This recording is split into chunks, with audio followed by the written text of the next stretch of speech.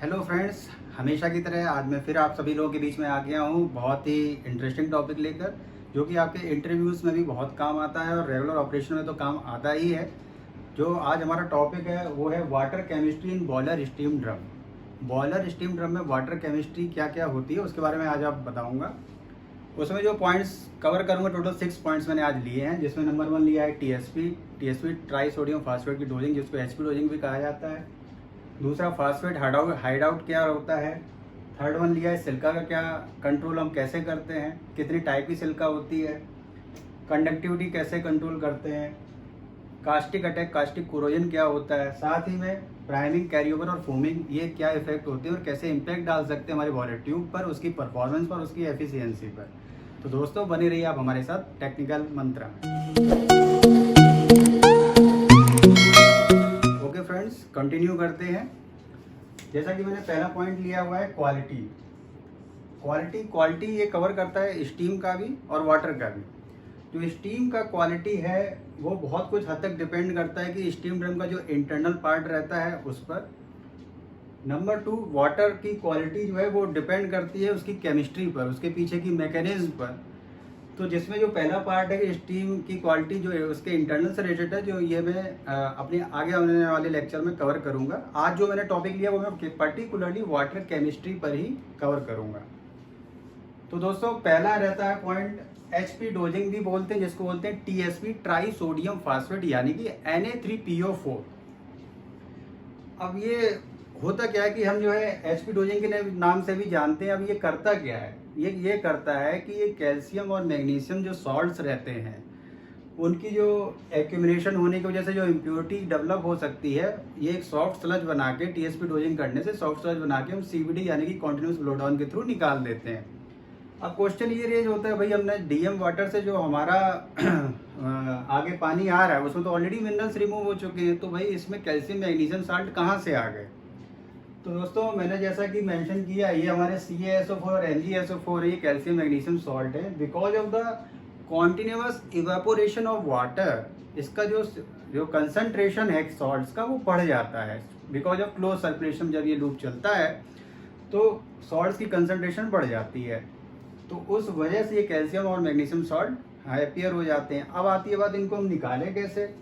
तो ये हमारा रहा सोडियम फॉस्फेट Na3PO4, जिसमें कैल्शियम और मैग्नीशियम सॉल्ट्स की हमारी इम्प्योरिटी हो गई। तो इसने बनाया क्या, सोडियम सल्फेट और साथ ही में कैल्शियम फास्फेट और मैग्नीशियम फास्फेट, इसी को बोल रहे हैं सॉफ्ट स्लज। तो ये सॉफ्ट स्लज बना देता है, जिसको हम कॉन्टिन्यूस ब्लो डाउन के थ्रू, जिसको कि CBD के नाम से जाना जाता है, उससे हम निकाल देते हैं। साथ में ये बेसिकली हम ये भी कह सकते हैं कि भाई ये रेसिडुअल जो हार्डनेस रह गई है उसको भी रिमूव करता है। साथ में क्या करता है, जो सोडियम फॉस्फेट है वाटर के साथ रिएक्ट करके डाई सोडियम फॉस्फेट और साथ में NaOH बनाता है। NaOH का क्या पर्पज रहता है, ये पीएच भी बूस्ट करता है। तो इसके 12 पर्पज हो गए। एक तो ये जो हमारे कैल्शियम मैग्नीशियम साल्ट की इम्प्योरिटीज है सॉफ्ट स्लज फॉर्म करके इसको रिमूव कर दिया ड्रम से, नंबर 1। नंबर 2, साथ ही में पानी के साथ रिएक्ट करके इसने NaOH फॉर्म किया, जो कि पीएच बूस्टर का भी काम ड्रम में करता है। तो पीएच बूस्टर भी हो गया, रेसिडुअल हार्डनेस को भी रिमूव कर दिया, और इसकी जो सॉल्युबिलिटी भी रहती है वो 300 डिग्री के अराउंड जो है ऑप्टिमम टेम्परेचर पे काफ़ी अच्छी रहती है। तो ये फॉस्फेट भी अच्छा वर्कआउट करता है उस ड्रम टेम्परेचर के अकॉर्डिंगली। तो ये हो गया फास्फेट। दूसरा पॉइंट मैंने कवर किया है फास्फेट हाइड आउट। दोस्तों ये फास्फेट हाइड आउट क्या होता है, जैसे कि मान लीजिए कि डाउन स्ट्रीम सेक्शन में सडन हमारा लोड का डिमांड आ गया या सडन स्टीम का कंजम्पशन की रिक्वायरमेंट आ गई, तो हमने एकदम से लोड बढ़ाया। तो सडन लोड बढ़ाने से जो हमारी फास्फेट डोजिंग पहले कांस्टेंट चल रही थी, हमको वो भी बढ़ानी चाहिए। सपोज हमने वो नहीं बढ़ाई तो स्टीम डिमांड बढ़ गई, हमने लोड बढ़ाया, सर्कुलेशन रेट बढ़ा, तो ये फास्फेट डिसअपियर हो जाता है। तो हमको लगता है कि भाई जो है फास्फेट चला गया, तो हमने डोजिंग भी बढ़ा दी। फिर सडन लोड हमने कम किया, तो सडन लोड करने से ये बॉयलर की जो ट्यूब्स रहती हैं उस पर भी डिपॉजिट हो जाता है। हो सकता है कि हमको एडिशनल फास्फेट डिपॉजिट ना डोजिंग ना करना पड़े, और वो जो हमारा बॉयलर ट्यूब पे जो चिपका हुआ फास्फेट है वो फिर से रिकवर हो जाए। लोड कम करने पे और लोड बढ़ाने के बीच में हमको मेजर भी करना रहेगा कि फास्फेट कितना चल रहा है, तो उससे हमें आइडिया लगेगा कि फास्फेट ऑप्टिमम रेंज में चल रहा है कि नहीं चल रहा है। नहीं तो कभी कभी एक्सेसिव डोजिंग भी हो जाती है, तो इसका मुझे ध्यान रखना पड़ेगा। तीसरा पॉइंट कवर किया सिलिका। अब फिर वही बात आ जाती है कि भाई सिलिका तो हमने डीएम प्लांट में रिमूव कर दिया, अब कहाँ से इसमें सिलिका आ गई। तो सिलिका जो हम रिमूव करते हैं वो रहती है हमारी रिएक्टिव सिलिका, और जो यहाँ पर जो फॉर्म होती है वो होती है कोलाइडल या पॉलीमेरिक फॉर्म में, या अनरिएक्टिव सिलिका के नाम से भी जाना जाता है। इसलिए मैंने 2 पॉइंट लिए हैं। जो सिलिका होती है वो 2 टाइप की होती है। इसे जब लैब से सैंपल कराते हैं वो टोटल सिलिका के नाम से आता है। तो सिलिका जो है सॉल्युबल फॉर्म में भी है, डिजॉल्व बोलते हैं, या रिएक्टिव या मोनोमर होता है। और जो ड्रम में जो हम रिमूव करते हैं वो होती है कोलाइडल सिलिका। जो कोलाइडल सिलिका रहती है इसका जो साइज रहता है वो लेस देन 0.008 माइक्रोन के आसपास रहता है, और ये जो स्ट्रक्चर रहता है ये पॉलीमरिक फॉर्म में रहता है। लेकिन इसका एक ये है कि हाई टेम्परेचर पे ये स्टेबल नहीं है, तो इसका मुझे एडवांटेज मिल जाता है। तो ये इसका जो पॉलीमेरिक फॉर्म होता है कोलाइडल सिलिका का वो हमारा मोनोमर फॉर्म में आ जाता है, और इसको हम जो है आईवीडी के थ्रू निकाल देते हैं, जिसको बोलते हैं इंटरमीडिएट ब्लो डाउन। तो यहाँ से हमारी सिलिका रिमूव हो जाती है। इसके बाद थर्ड टर्म आता है कंडक्टिविटी। कंडक्टिविटी जो रहती है वो ऑप्टिमम रेंज में हमारी, इसमें मैक्सिमम जो हमारी ड्रम में है वो 150 तक मैक्सिमम हम मेंटेन करते हैं। ये मैक्सिमम है, इससे जितना कम रहे उतना अच्छा है।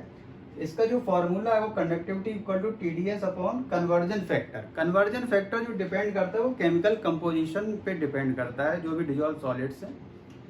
तो ये कन्वर्जन फैक्टर जो नॉर्मली जो रेंज रहती है जो इंडस्ट्रीज में लेते हैं बाई कंसीडरिंग TdS 100 ppm, तो हम इसमें ये कन्वर्जन फैक्टर यूज करते हैं 0.67।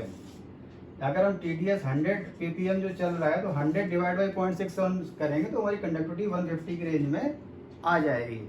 ये एक हमारा फार्मूला है जिसके तहत हम जान सकते हैं कि भाई कंडक्टिविटी हमारी कितनी चल रही है, और साथ में अगर ये ज़्यादा है तो हम इंटरमिटेंट ब्लो डाउन के थ्रू इसको कम भी कर सकते हैं। इसके बाद नेक्स्ट पॉइंट लिया मैंने कास्टिक अटैक, जिसको कई लोग कास्टिक कोरोजन के नाम से भी जानते हैं। अब ये करता क्या है, कास्टिक कोरोजन होता कैसे है। बेसिकली अगर हम फास्फेट की एक्सेसिव डोजिंग कर दें तो क्या होगा, हमने जैसे कि पहले बताया कि Na3PO4 प्लस वाटर क्या बना रहा है, NaOH बना रहा है। NaOH की कंसंट्रेशन पानी में बढ़ती जाएगी, NaOH बढ़ेगा तो pH को भी बढ़ाएगा। ज़्यादा pH किसी भी चीज़ की अति तो देखो अच्छी होती नहीं है, तो pH भी बढ़ता जाएगा, तो वो क्या करता है, कास्टिक कोरोजन करता है। तो कास्टिक कोरोजन करने से क्या होता है, इर्रेगुलर कोरोजन होने से स्ट्रेस कोरोजन क्रैकिंग को ये प्रमोट करता है।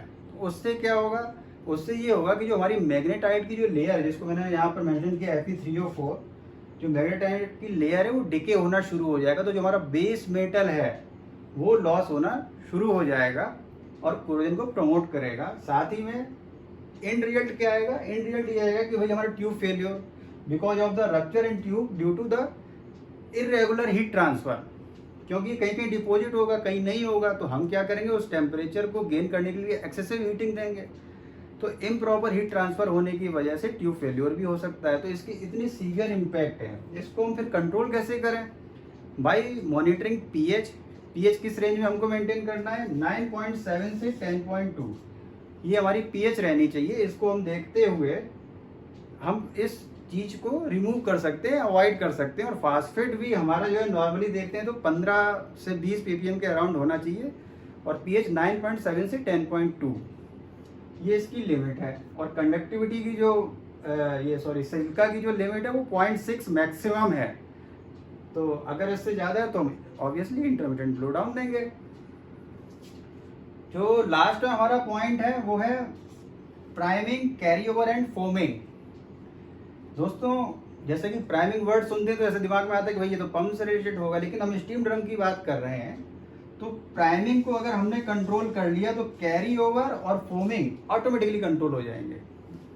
कैसे, अब ये प्राइमिंग होती कैसे है, प्राइमिंग बेसिकली है क्या, प्राइमिंग ये है कि अगर पानी का लेवल इतना हो जाए या बढ़ जाए जिससे कि स्टीम के साथ साथ पानी भी कैरी ओवर हो जाए।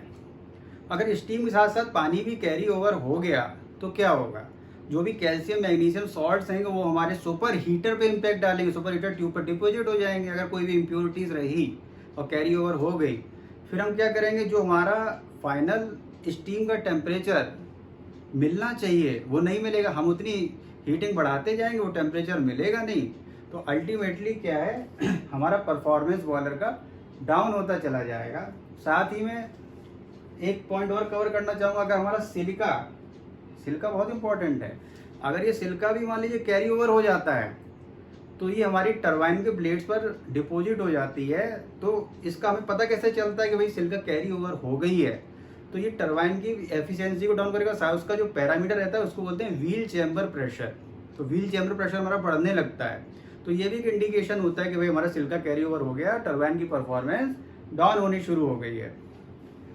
तो जैसे कि मैंने बात किया कि प्राइमिंग के बारे में, तो हाई वाटर लेवल अगर रहेगा तो चांसेस हैं प्राइमिंग होने के, या फिर सडन लोड फ्लक्चुएशन, या तो हम तेजी से लोड बढ़ा रहे हैं घटा रहे हैं, तो उस केस में भी चांसेस रहते हैं स्टीम के साथ साथ वाटर के कैरी ओवर होने के। सेकेंड टर्म मैंने लिया है कैरी ओवर। जैसे कि मैंने कहा कि ये कंट्रोल कर लेंगे तो दोनों जो हमारे टर्म्स हैं कैरी ओवर और फॉर्मिंग वो ऑटोमेटिकली कंट्रोल हो जाएंगे। तो बेसिकली कैरी ओवर होता है incomplete separation of steam water mixture. अगर स्टीम और वाटर का जो मिक्सचर जो हमारा आ रहा है उसमें अगर सही से सेपरेशन नहीं हुआ, थ्रू उसमें क्या है इंटरनल में साइक्लोन सेपरेटर्स हैं, ऊपर फिर हमारा जो है एक कैरी ओवर को रोकने के लिए एक हमारा ड्रायर भी बोलते हैं, कई जगह स्क्रीन भी बोलते हैं। तो उसकी अगर परफॉर्मेंस या मैश साइज बढ़ गया है या उसमें होल हो गया है, डेमिस्टर अच्छे से काम नहीं कर रहा है, तो ये सब इंटरनल का पार्ट हो गया, उस वजह से भी कैरी ओवर हो जाता है। फोमिंग क्यों क्रिएट होती है? फोमिंग नॉर्मली जो वर्ड है, हम लोग अपना CO2 रिकवरी जो सेक्शंस रहते हैं फर्टिलाइजर इंडस्ट्री में या गैस प्रोसेसिंग यूनिट में, हम लोग जानते ही हैं कि अगर ऑयल या ग्रीस की कोई भी क्वांटिटी आती है वो फोमिंग को प्रमोट करती है। तो उसमें क्या होता है कि जो वाटर के बबल्स फॉर्म हो जाते हैं जो कि अनब्रेकेबल होते हैं, फिर एक सर्टेन टेम्परेचर प्रेशर पर जब वो बबल फूटता है या बबल ब्रेक होता है तो स्टीम के साथ साथ वो कैरी हो जाता है पानी, तो वो फोमिंग टेंडेंसी को हमको अवॉइड करना है। तो ये होता किस वजह से? एक तो हमने बताया ऑयल एंड ग्रीस की प्रेजेंस की वजह से, number 1। Number 2, high dissolve solid या हाई सस्पेंडेड सॉलिड कंसंट्रेशन की वजह से भी ये फोमिंग हो जाती है। तो दोस्तों ये आज हमने आपको बताया है water chemistry, water mechanism, water control, इसको कैसे क्वालिटी हम इम्प्रूव कर सकते हैं, बॉयलर की परफॉर्मेंस को कैसे बढ़ा सकते हैं, और जो स्टीम प्रोडक्शन हो रहा है स्टीम की प्योरिटी को कैसे इम्प्रूव कर सकते हैं ताकि वो सुपर हीटर की परफॉर्मेंस और टरबाइन की परफॉर्मेंस पे इम्पैक्ट ना डाले। तो दोस्तों नेक्स्ट टॉपिक में मैं लेके आऊँगा स्टीम ड्रम की इंटरनल की मैकेनिज्म के बारे में डिटेल से बताऊँगा। तो आज के लिए बस इतना ही, मुझे इजाज़त दीजिए। जय हिंद, जय भारत।